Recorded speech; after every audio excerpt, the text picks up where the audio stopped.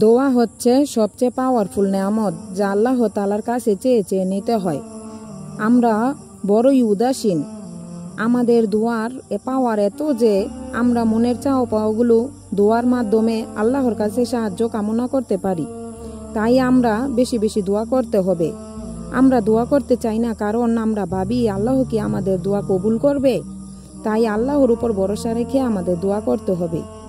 যেমন আল্লাহ তাআলা আমাদের সৃষ্টি করেছেন তার ইবাদত করার জন্য, আমরা তারই ইবাদত করব। আল্লাহর কাছে কিছু চাইতে গেলে তার কাছে প্রার্থনার মাধ্যমে দোয়া করতে হয়। আপনি কি জানেন দোয়া কবুলের গল্পগুলো কেমন হয়, কতটা অশ্রুসিক্ত আনন্দময় হয়? আমাদের আশেপাশে সাধারণ অতি সাধারণ মানুষেরা জানে না কিভাবে দোয়া করতে হয়, কিভাবে ডাকলে আল্লাহ শোনেন, দোয়া কবুল করেন। অন্যদিকে অনেক মানুষ আছে যারা আল্লাহকে ডেকে সাড়া পেয়েছে, জীবনের মোড় ঘুরে গেছে। চরম হতাশা ও বিপদের মুহূর্তে এক আল্লাহর উপর তাওয়াক্কুলের ফলে অনেক মানুষ ফল পেয়েছে। এরকম মানুষের গল্প বুড়ি বুড়ি।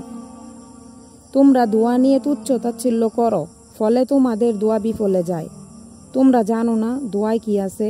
বরং শেষ রাতে দোয়া এমন এক তীর যা কখনোই লক্ষ্যভ্রষ্ট হয় না।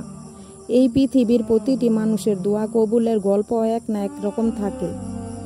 মানুষ দোয়া তার প্রয়োজন অনুযায়ী করে, বিপদ থেকে মুক্তি পাওয়ার আশায়।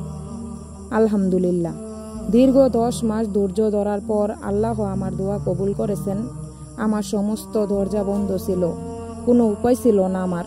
মনে মনে ভাবতাম তার কাছে তো কিছুই অসম্ভব নয়।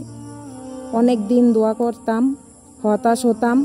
এরপর রমজান মাসে ইফতারির আগে দোয়া করতাম, তারাবির নামাজের পর দোয়া করতাম, তাহাজ্জুদের সেজদায় গিয়ে কেঁদেছি, আল্লাহর একত্ববাদের উসিলায় দোয়া করেছি, ইস্তেগফার আর দুরূদ শরীফ পড়েছি, আজান এবং ইকামতের মধ্যবর্তী সময়ে দোয়া করেছি। প্রিয় ভাই বোনেরা, হতাশ হবেন না, তিনি সমস্ত চাওয়া পাওয়া পূরণের ক্ষমতা রাখেন।